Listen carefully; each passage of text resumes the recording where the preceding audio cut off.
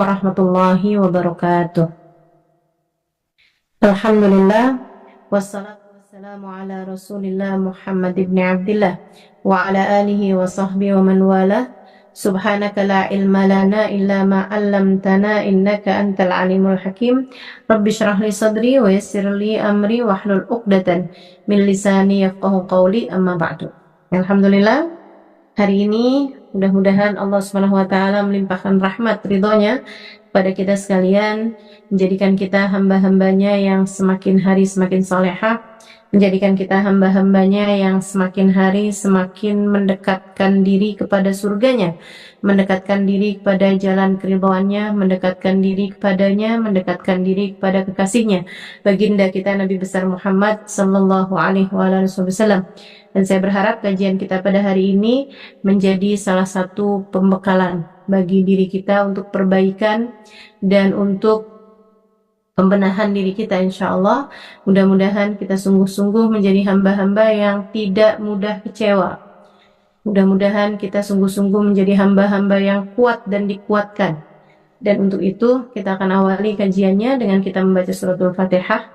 Kita minta pada Allah Subhanahu wa taala bimbingannya, kita minta pada Allah Subhanahu wa taala petunjuknya, kita minta kepada Allah Subhanahu wa taala untuk membersamai langkah kehidupan kita hingga sampai kepada surganya.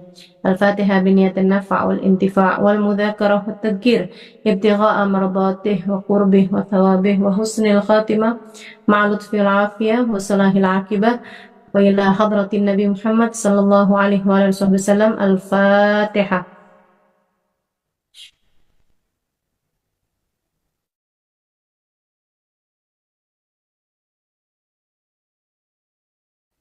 Alhamdulillah. Iya, kita akan bahas di pertemuan kali ini mengenai tentang agar tak mudah kecewa. Teman-teman sekaligus sekalian yang saya muliakan, saya ada menuliskan 6 poin yang mudah-mudahan kalau kita jalani, ini akan meminimalkan kekecewaan kita terhadap banyak hal. Ya, mudah-mudahan bisa diamalkan. Yang nomor 1, kekecewaan itu sejurus dengan pengharapan. Kalau kamu pengen kecewanya dikit, juga kecilkan pengharapanmu. Jadi kalau pengen nggak gampang kecewa, jangan ngarep. Kalau kamu kepengen nggak gampang kecewa, jangan suka ngarep. Jangan tinggikan ekspektasi sehingga akhirnya kamu rentan untuk dikecewakan.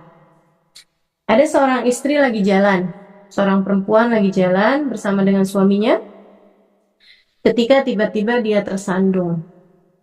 Suaminya tidak menarik tangan dia gitu, nggak nolongin dia lah.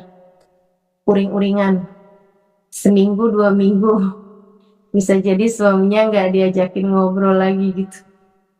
Dia sangat kecewa. Satu hari dia lagi jalan sendirian, kemudian dia tersandung, dia jatuh. Dia pun kembali berdiri, membetulkan letak bajunya dan berjalan. Tak ada kesedihan, tak ada kekecewaan. Tapi yang pertama, dia begitu sangat kecewa. Kenapa? Karena dia ngarep. Dia berharap suaminya menolong dia. Dia berharap suaminya akan segera mendekapnya. Dia berharap suaminya akan menghibur hatinya gitu. Jadi ketika kamu punya pengharapan kepada manusia, punya pengharapan kepada seseorang gitu, kamu jadi rentan untuk kecewa. Termasuk juga terhadap kehidupan. Kalau kamu kepengen nggak banyak kecewanya, ya jangan punya ekspektasi atau harapan yang tinggi gitu terhadap urusan-urusan dunia ya. Kita tuh nggak usah kayak punya harapan-harapan yang tinggi gitu. Saya akan menikah dengan seorang laki-laki yang menggila-gilai saya. Nah, kalau harapannya setinggi itu tuh nanti repot. Ternyata kamu dapat suami yang tidak menggilai tapi suka ngatain kamu gila. Gila kamu, kenapa kamu begini? Akhirnya kan jadi kecewa gitu. Jadi kalau kamu pengen hidup kamu itu nggak terlampau banyak kecewa, jangan suka berharap atau turunkan harapanmu kepada manusia, pada orang, semuanya tuh rentan mengecewakan teman-teman. Rentan untuk mengecewakan. Termasuk kepada anak, termasuk kepada urusan rezeki, termasuk kepada urusan apa aja gitu. Karena orang tuh suka punya pengharapan-pengharapan. Anak kecil gitu ya, dia bilang, kalau saya udah gede enak nih, gitu. Kalau saya udah gede, saya akan dihargai orang, saya akan dianggap, saya akan disayang, saya akan begini, saya akan begitu. Ketika dia udah besar, kalau saya udah kuliah nih, enak nih, nggak harus pakai seragam, nggak begini, nggak begitu, saya akan mulia, saya akan bisa lebih punya banyak waktu luang, dan seterusnya gitu. Pas udah kuliah, ternyata capek-capek juga. Terus dia mikir, kalau saya udah punya kerja nih nanti nih, saya punya uang banyak, saya bisa begini, saya bisa liburan, saya bisa ini, bisa itu gitu. Dia pun kemudian kerja. Capeknya luar biasa. Belum lagi yang liburan yang diharap-harapkan, itu juga ternyata waktunya bareng-barengan sama orang. Jadinya akhirnya macet juga, bukannya liburan healing malah jadi hilang kesenangan. Jadi ya gitulah, nggak banyak yang bisa diharapkan. Habis itu dia mikir, ini kayaknya kalau nikah enak nih gitu. Dia punya pengharapan gitu. Ini penyakit nih buat adik-adik jomblo nih. Seringkali menganggap bahwa permasalahanmu selesai hanya dengan menikah. Saya bilang ya dek, nggak gitu ceritanya. Nikah itu hanya akan membuatmu berada dalam permasalahan-permasalahan yang baru gitu. Jangan ketinggian ekspektasi, jangan ketinggian harapan. Nanti kamu rentan kecewanya. Nanti kamu sangat dekat dengan kecewaan. Gitu. Habis nikah gitu kan, terus dia mikir, soalnya belum ada anak sih, makanya nih kayak enggak harmonis gitu, kayak kurang romantis rumah tangganya. Kalau udah ada anak, enak nih gitu. Ada anak, ya ampun, lelahnya luar biasa. Terus mikir gitu kan, katanya kalau punya anak dua itu tidak semelelahkan punya anak satu. Jadi dia pun nambah. Katanya gitu, karena kalau anak dua tuh si kakaknya akan bermain dengan adiknya, jadi tidak mengajak orang tuanya untuk bermain. Jadi punya anak dua, ternyata laki perempuan. Jadilah biar ada temennya, punya anak lagi tiga, punya anak lagi empat, sibuknya luar biasa. Akhirnya dia mikir, wah kalau anak-anak sudah besar enak nih gitu. Sampai kapan kamu akan dikuasai oleh pengharapan-pengharapanmu tersebut? Nanti pas giliran udah beneran udah tua, dia malah jadi mikir, dulu tuh waktu saya muda tuh enak loh ternyata. Jadi kapan kamu enaknya? Kapan kamu senangnya gitu? Hidupmu akan rentan kecewa ketika kamu punya pengharapan-pengharapan terhadap urusan-urusan dunia. Maka nomor satu, agar tak mudah kecewa, jangan berharap atau kecilkan pengharapanmu kepada manusia, kepada dunia, kepada semua yang fana lah, pada semua yang ada masa kadaluarsanya. Ya, dunia dan segala isinya, ini semuanya akan ada masa habisnya gitu. Itu nomor satu teman-teman. Kemudian yang nomor dua, kalau kamu pengen hidupmu nggak banyak kecewanya, kamu harus ingat satu hal, poin penting banget, mungkin ini adalah hal yang penting dari semua yang akan, hal terpenting yang saya akan sampaikan, yaitu ingat bahwa hidup tuh ada pengendalinya. Hidup tuh ada pengendalinya, gitu. Jadi hal itu tuh akan lebih mudah membuatmu tidak mudah kecewa, tidak mudah galau, tidak mudah khawatir gitu. Dengan mengingat bahwa hidup tuh ada yang ngatur loh. Gitu. Bukan kamu yang bertanggung jawab terhadap berbagai macam urusan. Nanti kamu tuh kecewa tuh kalau kayak begitu tuh. Kamu udah atur-aturin acara pernikahan yang seindah-indahnya. Ternyata pas hari pernikahannya hujan. Kamu udah aturin gitu kan, udah cara pernikahan yang sebagus-bagusnya. Ternyata suamimu sakit. Calon suamimu misalnya gitu kan, malah justru jatuh sakit gitu. Ada banyak hal yang bisa mengecewakan kita dalam hidup ini, teman-teman saudaraku sekalian. Tapi nggak usah khawatir. Kamu hanya perlu mengingat satu hal, bahwa hidup ini ada yang ngatur, ada pengendalinya, ada yang sudah menuliskannya. Ar-rizqu maksumun mafrughun minhu. Kata Nabi Muhammad SAW, rizki itu, rezeki itu sudah diatur, mafrughun minhu yang sudah selesai. Sudah selesai diatur. Sudah selesai dicatatnya. Gak akan bertambah dengan ketakwaan seseorang, gak akan berkurang dengan kefasikan seseorang. Begitu katanya baginda kita Nabi besar Muhammad SAW. Bahkan dalam Al-Quran Allah SWT menyampaikan, A'udzubillahi minasyaitonirrajim, rizqukum fis sama'i wa ma tu'adun, fa rabbis samawati wal ard, innahu lahaqqun mithla ma annakum tantiqun. Rizqukum fis sama', rezeki kalian sudah selesai diatur dari langit. Rezeki kalian termasuk jodoh, termasuk anak, termasuk rezeki berupa harta, termasuk rumah, termasuk tempat tinggal, termasuk kendaraan, apapun aja, termasuk saldomu itu gitu ya, apapun di dunia ini nih, rizqukum fis sama, rezeki kalian sudah selesai diatur oleh Allah Subhanahu wa taala dari langit.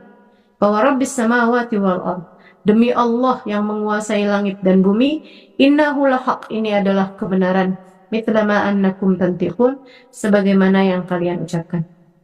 Artinya bahwa rezeki kita tuh udah selesai diatur sama Allah Subhanahu wa taala, termasuk juga hal-hal terjadi di atas muka bumi ini, semuanya ada yang mengendalikan. Semuanya ada Allah Subhanahu wa taala di dalam semuanya gitu. Kamu akan jadi jauh lebih kuat, lebih nggak gampang kecewa ketika kamu menjadikan hidupmu ini seperti kamu nonton sebuah film horor. Takut sih, tapi setakut-takutnya kamu tahu bahwa kamu jadi nggak terlalu takut kalau kamu ingat bahwa oh tenang, di situ tuh ada sutradaranya, di situ ada banyak orang di situ ya, ada bagian lighting, ada bagian ini, ada bagian itu. Kurang lebih kehidupan kita tuh kayak gitu. Ada malaikat Mikail, bagi rezeki, ada malaikat Raqib Atid, ada malaikat rahmat yang Allah utuskan buat kita gitu. Ada Allah Subhanahu wa taala yang udah ngatur kehidupan kita gitu. Dengan kita ingat hal itu, kita jadi nggak gampang kecewanya teman-teman, nggak gampang khawatirnya gitu, nggak gampang ketakutannya terhadap apapun gitu kan. Kalau terjadi sesuatu tidak seperti yang kita harapkan, kita tahu bahwa oh tenang, ini Allah kok udah ngaturin kayak gini gitu, ini Allah udah mengatur hal ini gitu kan. Nah itu jadi dengan kita ingat bahwa ada yang ngatur kok ini, ada yang ngatur kok ini gitu, terus kita ingat itu bahwa ada Allah di sebalik urusan ini, itu kamu akan lebih kuat hati dalam menanggung kekecewaan yang ditimbulkan karena terjadinya hal-hal yang tidak kamu sukai ataupun yang kamu inginkan tidak Allah Subhanahu wa taala beri gitu. Ya, karena kekecewaan itu biasanya karena pengharapan tadi itu ngarep sesuatu yang ternyata nggak terjadi, atau hal yang kamu takutkan, hal yang tidak kamu inginkan ternyata malah terjadi gitu. Itu kekecewaan kan sering timbulnya dari hal yang seperti itu. Nah, ketika kamu tahu bahwa di atas apa yang kamu mau atau apa yang tidak kamu mau ada Allah Subhanahu wa taala yang menentukan segalanya, itu kamu jadi jauh lebih kuat untuk tidak mudah kecewa. Karena kamu tahu bahwa di kehidupan kamu ini bukan kamu kok yang ngaturin apapun gitu, tapi ada pengendalinya gitu, ada yang udah ngaturnya gitu. Kan jadinya kayak tenang aja gitu. Atau lebih gampangnya kayak gini deh, kamu kalau lagi naik pesawat, teman-teman saya sekalian, kita tuh jadi lebih tenang gitu kan, lebih tenang, nggak yang takut-takut, waduh nanti kalau pesawatnya jatuh gimana, waduh kalau ini gimana, nah gimana, kenapa kita bisa tenang, bahkan bisa kita tidur di dalam pesawat gitu kan, karena kita tahu ada pilotnya gitu. Ketika kita tahu bahwa di pesawat itu misalnya gitu ya, ada pengumuman kayak gini nih, eh mohon maaf para penumpang sekalian, adakah di antara kalian yang pernah kursus menyetir pesawat? Karena ternyata pilot dan kopilotnya pingsan. Saya yakin. Sepesawat tuh semuanya yang asalnya tidur juga udah langsung hilang semua tuh ngantuknya. Yakin banget dah saya dah. Pasti semuanya akan takut, semuanya akan galau, semuanya akan yang panik ketika tahu bahwa ternyata di pesawat tersebut itu nggak ada pengendalinya gitu. Akan tetapi ketika kita tahu, kita bahkan nggak kenal loh sama pilotnya kan. Siapa di antara kita yang kalau terbang kenalan dulu sama pilot gitu? Nggak ada. Kita nggak perlu kenalan sama dia gitu. Tapi kita cukup tahu bahwa yang nyetir ini, yang nyupirin pesawat kita, yang jadi pengendali pesawat kita ini adalah orang yang ngerti. Nah, dalam kehidupan kita, Allah Subhanahu wa taala semuanya udah ngaturin. Wallahu khalaqakum wa ma Allah lah yang khalaqakum, yang menciptakan kalian dan apapun yang kalian kerjakan. Allah semua udah ngaturin kehidupan kita nih.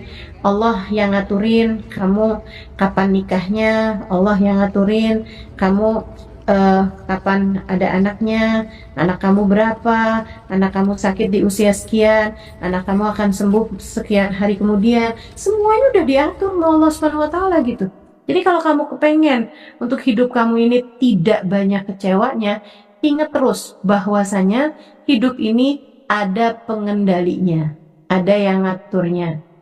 Tenang, ada Allah bersama dengan kita. Tenang, ada Allah yang mengaturkan hidup kita.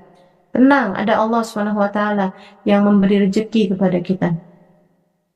Dia tidak akan membiarkan kita susah yang sampai kita nggak mampu juga nanggungnya kok. Dia sendiri juga udah janji, Allah sendiri udah menyampaikan la yukallifullahu nafsan illa wus'aha. Allah tidak akan membebani satu jiwa di luar batas kemampuannya. Jadi semuanya tenang aja teman-teman, hidup ada pengendalinya. Itu yang nomor 2. Kemudian yang nomor 3, biar nggak mudah kecewa, ingat ilmunya itu ya, tukang parkir. Tukang parkir itu dia penuh nih garasinya dengan kendaraan, dia nggak bangga, dia nggak sombong. Ketika kemudian hilang, dia juga nggak kecewa. Ketika diambil satu demi satu mobilnya gitu di parkiran Indomaret misalnya gitu ya. Nah itu kalau misalnya gitu ada supirnya Indomaret gitu, dia punya banyak mobil di depan parkiran Indomaret, dia juga nggak begitu senangnya juga gitu. Habisnya itu diambil satu sampai habis semuanya, sampai segala motor, segala sepeda habis semuanya. Dia juga nggak kecewa, dia nggak ada tuh nahanin gitu, jangan dong, jangan pergi gitu, nggak ada juga gitu. Kenapa begitu? Karena dia tahu bahwa semua kendaraan yang terparkir di parkirannya Indomaret itu semuanya hanyalah titipan gitu. Kita juga begitu. Semua yang kita punya nih, termasuk juga kesehatan, termasuk juga anggota tubuh, apalagi orang-orang yang tersayang yang kita punya gitu. Termasuk juga harta yang kita punya, bahkan ilmu, pengetahuan, dan lain sebagainya yang kita punya semuanya, itu hanyalah titipan dari Allah Subhanahu wa taala, sang pemilik sejatinya gitu. Allah Subhanahu wa taala yang punya semuanya. Allah lah yang memiliki segalanya. Semuanya ini hanya titipan. Itu kalau kamu inget-ingetin terus gitu kan, akan sedikit kecewanya teman-teman. Sebab semuanya hanya titipan. Ketika diambil balik sama Allah Subhanahu wa taala barang titipan tersebut, ya udah, mau gimana lagi? Ketika yang kita harapkan tidak terjadi malah justru terjadi, ya udah gitu kan. Emang nggak ada yang milik kita kok, kita nggak bisa menguasai gitu. Dan sekarang kita ngarepin nih acara kita berjalan lancar begini begitu segala macam, ternyata hujan misalnya gitu, ya mau gimana lagi, orang hujan yang punya Allah kok gitu kan. Itu yang diucapkan oleh Sayyidah Aisyah radhiyallahu taala anha wa ardaha. Beliau itu ikutan haji wada, satu-satunya haji bersama dengan Nabi sudah Islam. Jadi Nabi itu hanya melaksanakan satu kali ibadah haji sesudah datangnya agama Islam, sudah kewajiban Islam ya, yaitu haji yang disebut oleh Nabi Muhammad sebagai haji wada. Semua tidak mengerti kenapa Nabi menyebutnya dengan haji wada. Akan tetapi beberapa bulan sesudah pulangan Nabi dari haji wada, itu Nabi jatuh sakit. Kemudian di tahun itu juga, beberapa bulan berselang dari haji beliau kemudian meninggal dunia. Saudara sekalian, satu-satunya haji yang dilaksanakan Nabi bersama dengan para sahabat. Satu-satunya haji yang dilaksanakan Sayyidah Aisyah bersama dengan baginda kita Nabi besar Muhammad SAW. Sayyidah Aisyah keluar menstruasi. Kebayang gak sih kecewanya kayak apa? Saya aja juga kalau jadi Sayyidah Aisyah, ya Allah, apa enggak Allah? Semangat kan gitu loh. Itu adalah kesempatan untuk bisa tawaf bersama dengan Nabi. Kalau enggak tawaf kan enggak boleh sa'i. Sa'i itu kan dilaksanakannya harus sesudah tawaf. Tawafnya memang, sa'inya memang enggak wajib punya wudhu, enggak wajib dalam keadaan suci. Tapi sa'i itu letaknya sesudah tawaf, yang tawafnya itu wajib dalam keadaan suci gitu. Jadi kan kalau nggak tawaf, berarti juga nggak sa'i.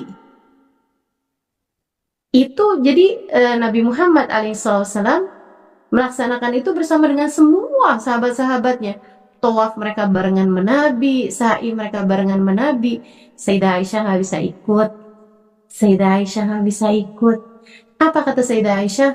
Lau kunti lasti minal haq lastakaitu ilal haq. Andai saja kamu, wahai menstruasi, bukan dari Allah, aku akan mengadukanmu kepada Allah. Andai kamu bukan dari Allah, aku mau ngadu sama Allah. Tapi gimana saya mau ngadu sama Allah, orang kamu dari Allah kok? Gitu kan? Nah, kita nih akan jadi sedikit kecewanya kalau kita sadar hal itu, bahwa semua adalah dari Allah Subhanahu wa Ta'ala. Bagaimana mungkin kamu kecewa terhadap sesuatu hal yang datangnya dari Allah, sementara Allah sudah memberikan banyak sekali hal yang membahagiakan dalam hidup kamu gitu kan? Nah, jadi kita akan sedikit kecewanya kalau kita kembalikan hal ini kepada beberapa poin yang tadi telah saya sampaikan. Pertama, jangan ngarep. Kedua, ingat terus bahwa hidup ada pengendalinya. Yang ketiga, semua milik Allah. Semua milik Allah. Maka jangan kecewa. Semua milik Allah. Semua hanya titipan aja gitu. Ingat cerita Sayyidah Sulaim ketika dia punya anak yang kemudian meninggal dunia, teman-teman. Sulaim itu habisnya memberikan anaknya, mewakafkan anaknya, Sayyidina Anas, kepada baginda Nabi Muhammad alaihissalam, dia memutuskan untuk menjanda gitu. Tapi kemudian akhirnya datang lamaran dari Abu Thalhah yang dia memutuskan untuk masuk Islam. Abu Thalhahnya masuk Islam, Yahudi waktu itu ya. Tapi dia mau masuk Islam kalau Ummu Sulaim menerima lamarannya. Akhirnya masuk Islam adalah Abu Thalhah, kemudian mereka pun berumah tangga. Lama berumah tangga, gak punya anak, atau hamil, kemudian melahirkan seorang anak laki-laki. Anak laki-laki itu lagi lucu-lucunya, lagi menggemas-gemaskannya. Abu Thalhah berangkat pergi dagang, kayak untuk waktu yang tertentu gitu, kayak 3 hari atau apa gitu. Di hari sesudah kepergiannya Abu Thalhah, anaknya Sulaim, anaknya Abu Thalhah meninggal dunia. Sulaim bilang sama para sahabat, tolong jangan ada yang mengabari kepada suamiku tentang kematian anakku selain aku sendiri gitu. Dan begitulah Abu Thalhah beberapa hari kemudian di waktu malam dia datang ke rumah Sulaim sudah berdandan, Sulaim sudah melaksanakan semua ya, maksudnya yang dia bisa kerjakan untuk suaminya. Kemudian dia pun merayu suaminya sampai suaminya berhubungan intim sama dia. Habisnya itu kemudian disuguhkan makanan, mereka mandi, habis itu mereka makan. Saat sudah semuanya tuh, sudah kenyang zohir batin, Sulaim baru bilang, dia bilang, "Eh, kalau tetangga kita nitipin barang, terus tetangga kita ambil balik barang tersebut, bagaimana menurutmu Abu Thalha? Apakah kita perlu mengembalikannya?" Kata Abu Thalha, "Balikin, barangnya bukan punya kita kok. Tapi kita udah terlanjur sayang, balikin. Kamu harus tetap mengembalikan, sebab barang itu bukan punya kita, dia hanya titipan. Sesuatu yang hanya titipan, kita harus mengembalikannya ketika diminta kembali oleh pemiliknya gitu. Kita nggak boleh kecewa Abu Thalha." Ya nggak boleh lah, orang bukan punya kita gitu. Kita harus kembalikan dengan hati yang lapang. Abu Thalha, bukankah anak kita adalah titipan Allah? Abu Thalha, ia telah diambil kembali oleh pemiliknya. Abu Thalha marah. Jadi maksud kamu anak kita mati dan kamu bisa-bisanya dandan, kamu bisa-bisanya masak, kamu bisa-bisanya merayu saya, dasar perempuan keras hati, kamu gak punya hati Sulaim. Abu Thalha keluar dari rumah menuju masjid, nungguin sampai Nabi Muhammad keluar buat sholat subuh. Dia terus bilang, "Ya Rasulullah, faqad wajadtu Sulaim qasiyatul qalb." Wahai Rasul, Sulaim itu gak punya hati, ternyata keras banget hatinya kayak batu. Kata Nabi Muhammad, "Emang kenapa gitu Abu Thalha?" Terus Abu Thalha pun menceritakan kejadiannya, anak mereka meninggal, tapi Sulaim malah begini begitu. Nabi yang tahu persis siapa itu Sulaim, bahkan menyebutnya sebagai min azka nisa'il Madinah, salah satu dari perempuan Madinah paling brilian, paling cerdas. Salah satu dari perempuan Madinah paling cerdas, Sulaim, kata Nabi Muhammad. Nabi Muhammad mengatakan kepadanya, "Awaqa'ta biha ya Abu Thalha?" Apakah semalam kamu sempat berhubungan intim dengannya wahai Abu Thalha? Dia bilang, "Iya Rasul, saya nggak tahu gitu. Saya nggak tahu kalau anak saya meninggal. Kalau saya tahu, hati saya kayaknya nggak akan kuat juga ngerjainnya." Kata Nabi Muhammad, "Barakallahu lakuma fi lailatikuma, barakallahu lakuma fi lailatikuma, barakallahu lakuma fi lailatikuma." Nabi Muhammad mendoakan mereka agar diberi keberkahan. Dan subhanallah, dari malam hari tersebut itu Allah mengaruniakan kehamilan buat Sulaim, yang kemudian melahirkan seorang anak perempuan, yang dari perempuan tersebut itu lahir lebih dari 10 anak. Ke-10-nya hafal Al-Quran, 10-nya jadi ulama di zaman tersebut. Teman-teman saudara sekalian saya muliakan, tuh hati itu jadi kuat, gak gampang kecewanya gitu. Bahkan terhadap ujian-ujian besar sekalipun, ketika paham bahwa siapapun yang kita punya, apapun yang kita punya, bahkan termasuk kesehatan yang Allah kasih kepada kita, bahkan diri-diri kita sendiri juga, semuanya adalah titipan dari Allah Subhanahu wa Ta'ala, Jalla Jalaluhu Ta'ala Qabalat. Saya kalau mau nyari ideal-idealnya hidup nggak pernah ideal sih buat siapapun gitu. Saya lagi semangat-semangatnya loh, mengajar, bepergian kemana-mana. Allah kasih saya sakit kaki gitu.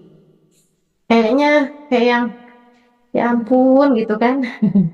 Tapi ya semuanya dari Allah dan semuanya milik Allah. Saya cuma selalu bilang bahwa ya Allah, selagi masih bisa menjadi manfaat gitu, selagi masih bisa menebarkan kemanfaatan, saya minta kekuatan darimu gitu. Dan alhamdulillah gak ada yang dibatalkan, gak ada yang sampai bisa tidak dilaksanakan, semuanya dapat dilaksanakan alhamdulillah. Dan sekarang semuanya pakai menyediakan kursi kan setiap kali saya mengajar. Dan subhanallah, beberapa waktu yang lalu saya bilang sama ada beberapa ustazah gitu, saya bilang, "Iya nih, doain mudah-mudahan saya udah bisa lagi duduk di bawah, melipat kaki lagi seperti dulu-dulu gitu." Dia bilang, "Ya ustazah, padahal kita lagi senang-senang nih, gara-gara ustazah pakai kursi, kita semuanya juga sekarang disiapin kursi." Ya, begitulah sengsara membawa nikmat bagi yang lain ternyata ya. Masya Allah. Jadi ya gitu, selalu ada kebaikan dalam segala ketetapan-ketetapannya. Jangan kecewa. Dengan kita mengingat bahwa semua adalah titipan Allah Subhanahu wa Ta'ala.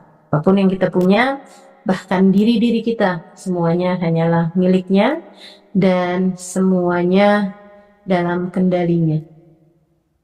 Kemudian yang nomor 4, itu ya, itu nomor 2, nomor 3-nya.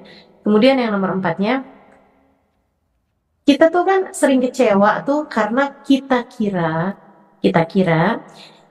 yang itu tuh ideal, yang itu tuh bagus, sebaiknya tuh begini, sebaiknya tuh begitu.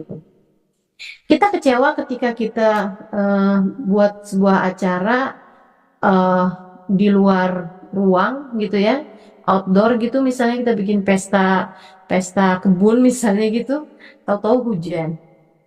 Kita kecewa karena hal itu. Kenapa? Karena kita kira nggak hujan itu lebih baik, gitu kan? Uh, kita kecewa ketika sesudah kita menikah lama ternyata nggak ada anak. Kenapa gitu? Karena kita kira kita punya anak itu lebih baik gitu. Kita akan selalu kecewa tuh karena kita kira, teman-teman saudaraku sekalian, kamu akan berkurang kecewanya, kamu akan tidak mudah kecewa apabila kamu selalu tanamkan dalam hati bahwa kamu tidak tahu. Allah Maha tahu. Jadi jangan main perkiraan-perkiraan. Bisa jadi yang kamu kira baik sebenarnya buruk buatmu. Bisa jadi yang kamu kira buruk sebenarnya baik bagi kamu. Gitu. Jadi ingat terus hal itu gitu. Kalau misalnya ya kok begini, bilangin sama diri kamu, tenang diri, bisa jadi ini lebih baik bagi kita. Tenang. Insya Allah ini yang terbaik bagi kita. Kita nggak tahu, tapi Allah tahu. Kita nggak tahu, tapi Allah tahu. Udah gitu aja gitu. Ada banyak hal terjadi kepada kita ini, kita nggak tahu gitu. Ini sekedar satu cerita buat teman-teman ya. Saya kalau ingat, Allah memang benar-benar ngajarin gitu. Ngajarin saya dan mungkin juga ngajarin teman-teman yang lain juga tentang ilmu ini ya.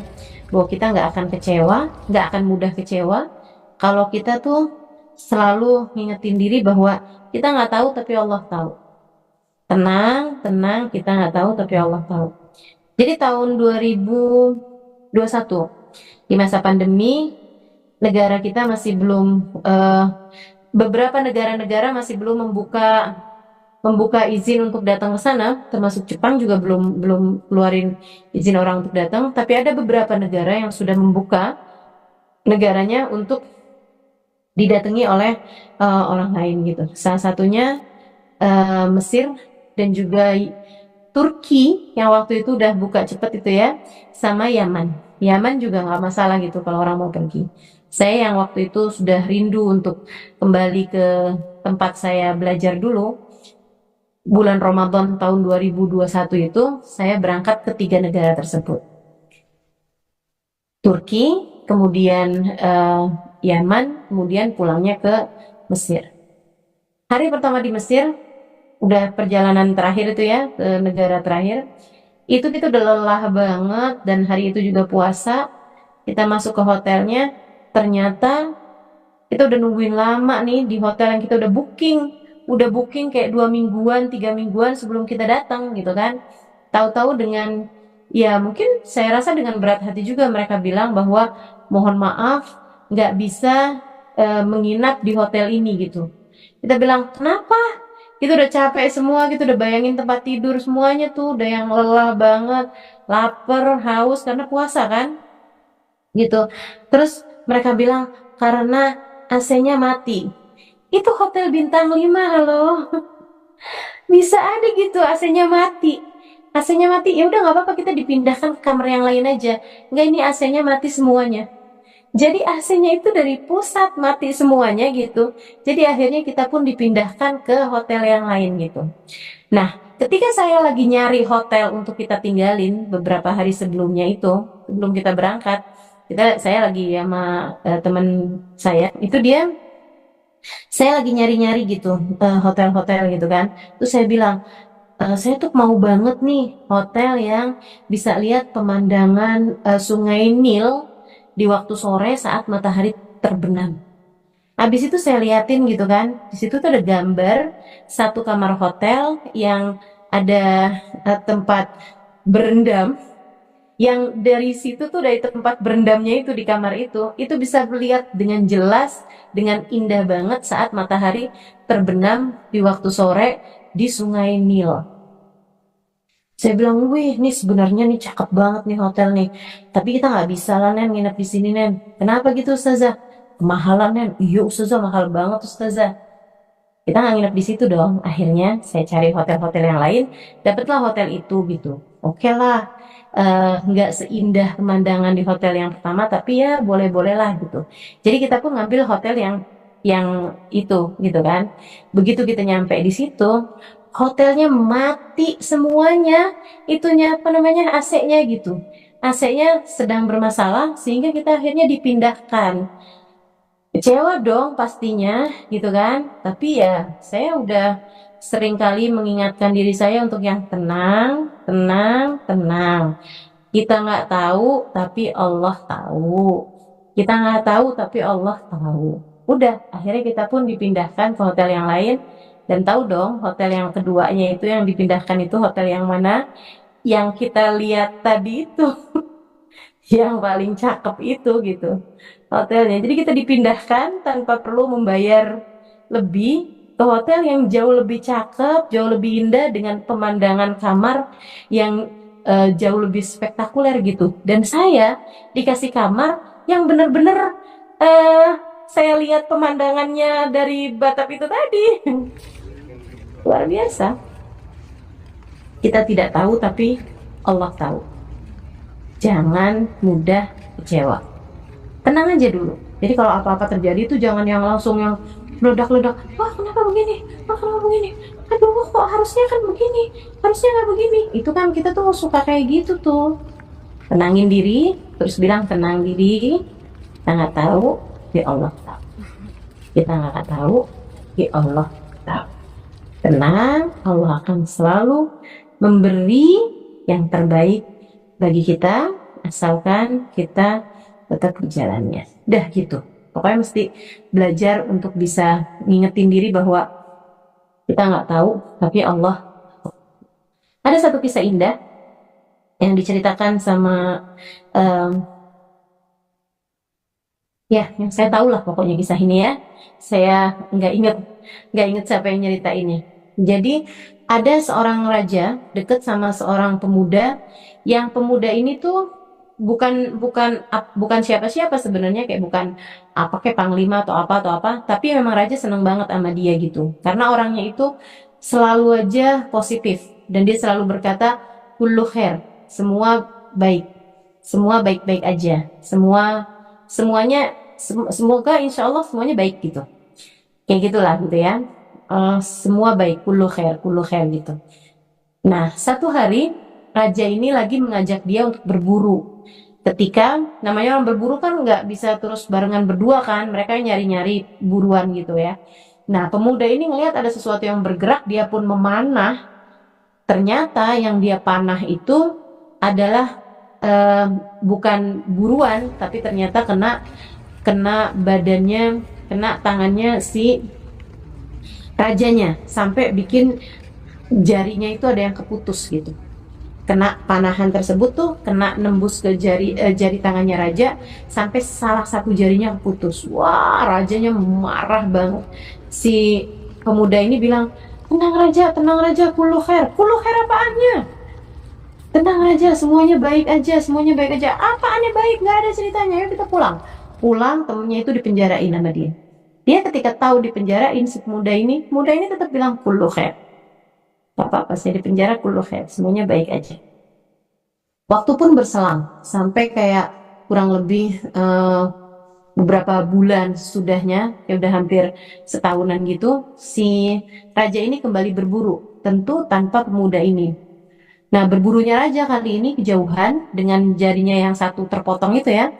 Dia sekarang berburunya itu kejauhan sampai akhirnya dia kena lagi ada peperangan antar kanibal. Jadi kanibal lagi menyerang satu daerah gitu kan, satu kawasan yang si raja itu lagi ada di daerah tersebut. Akhirnya si raja termasuk juga di antara orang-orang yang ditangkap, yang kena gitu sama si kaum kanibal ini. Dibawa nih raja dan lain-lainnya ini, orang-orang ini dibawa dimasukin ke penjara untuk setiap hari diambil sebagai jamuan makan kaum kanibal buat dimakan gitu.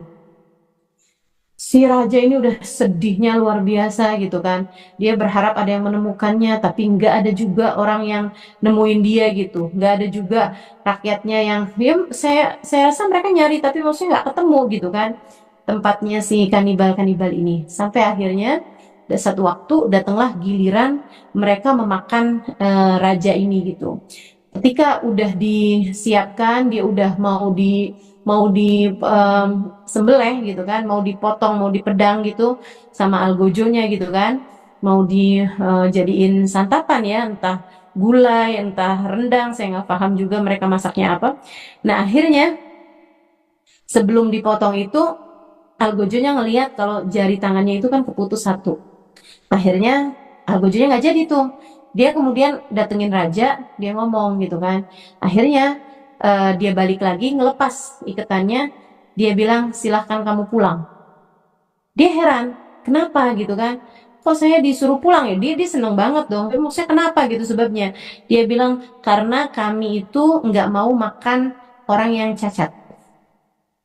Karena kami tidak mau makan seseorang yang cacat. Kamu tangannya hilang satu, nanti kami kena sial lah gitu. Kalau makan orang manusia cacat gitu. Jadi akhirnya dia dibebasin.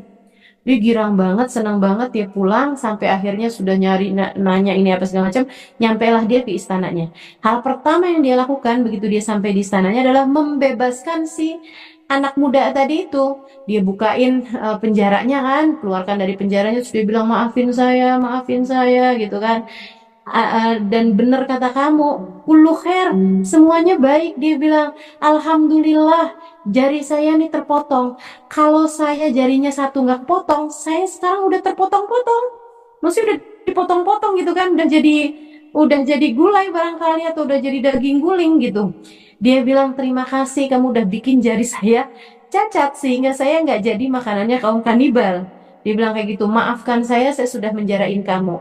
Katanya pemuda tersebut, enggak juga Tuan Raja, alhamdulillah, terima kasih Tuan Raja sudah memenjarakan saya. Kenapa gitu? Dia bilang kalau Tuan Raja nggak memenjarakan saya juga pasti akan ikut kemana Tuan Raja pergi. Dan kalau hari ini Tuan Raja selamat, karena jari Tuan Raja ada satu yang potong, jari saya kan selamat semuanya. Saya yang hari ini akan jadi daging guling. Jadi kullu khair, semuanya tuh baik gitu. Kita nggak tahu, tapi Allah tahu. Itu teman-teman, mesti ngingetin terus tuh diri kita, biar nggak mudah kecewa. Gitu ya, ingat, kita nggak tahu, tapi Allah tahu. Oke, yang kelima kalau kamu kepengen dalam hidup kamu tuh nggak banyak hal-hal mengecewakan terjadi, gitu, kerjain yang Allah mau. Kamu lebih mudah untuk mengharapkan Allah kasih kepadamu yang kamu mau. Itu teman-teman, kerjain aja yang Allah mau, sehingga dengannya kamu lebih berharap, lebih mudah berharap bahwa Allah Subhanahu wa Ta'ala akan memberi apa yang kamu mau. Jadi itu yang nomor 5 adalah kerjakan aja apa yang Allah mau, dengannya kamu lebih bisa berharap Allah memberi apa yang kamu mau gitu. Kita tuh kalau ngerjain apa yang Allah mau, kita kalau minta sama Allah untuk Allah ngasih apa yang kita mau, lebih pantas dong daripada kalau kamunya tuh nggak pernah ngerjain apa yang Allah mau, terus kamu minta, ya Allah kasih saya begini, saya begitu, kan nggak pantas gitu. Kerjain dulu dong apa yang Allah mau, biar Allah memberi kepadamu apa yang kamu mau, gitu. Ya, kemudian yang terakhir, kalau kepengen hidup nggak banyak kecewanya, banyakin doa, dan termasuk di antara bagian dari doa itu adalah sholawat gitu.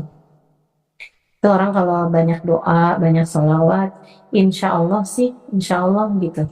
Insya Allah Allah tuh pasti akan mengijabah doa dan juga akan selalu menyayangi orang-orang yang rajin bersolawat kepada kekasihnya, baginda Nabi besar Muhammad Sallallahu Alaihi Wasallam. Maksud saya jangan remehkan kekuatan doa. Teman-teman jangan remehkan kekuatan doa, gitu ya. Kita terus aja doa minta sama Allah Subhanahu wa taala. Dengan doa tuh yang kadang-kadang yang kita kira mustahil ternyata enggak gitu. Yang kita kira jauh ternyata deket aja. Yang kita kira nggak mungkin ternyata mungkin aja. Yang kita kira kayak nggak akan terjadi bisa banget buat terjadi gitu. Bisa banget buat terjadi. Jadi kalau pengen hidup nggak banyak kecewanya, Allah tidak memberi kepadamu banyak hal-hal yang mengecewakan dalam kehidupanmu, jangan jauh-jauh dari doa, jangan jauh-jauh dari sholawat. Itu keenam hal itu. Mudah-mudahan kalau kita kerjain, kalau kita terus istiqomah melakukannya, insya Allah kehidupan kita akan tidak mudah kecewa. Gitu ya. Mudah-mudahan bisa diamalkan, mudah-mudahan bisa jadi ilmu yang tak hanya masuk telinga kanan, keluar telinga kiri begitu aja, akan tetapi jadi ilmu yang memandu kita menjadi cahaya terang, yang menerangi jalan kehidupan kita hingga mendekatkan kita kepada surganya insya Allah. Menjadikan kita hamba-hamba tercinta di sisinya. Ala hadihin niyah wa bikulli niyatin salihah, jami'ah, syamilah, ila hadratin Nabi Muhammad sallallahu alaihi wa ala alihi wa sahbihi wasallam. Al-Fatihah.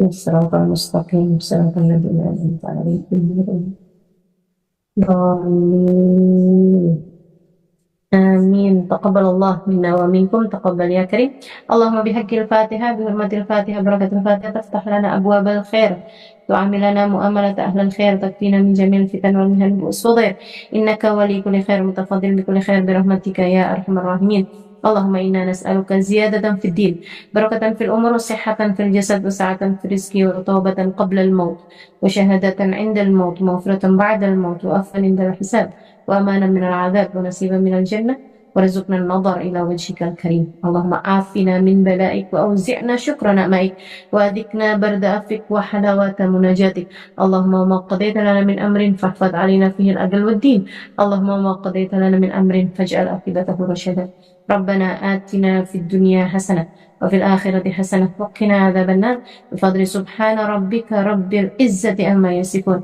سلام على المرسلين والحمد لله رب العالمين وإلى حضرة النبي محمد صلى الله عليه وسلم الفاتحة.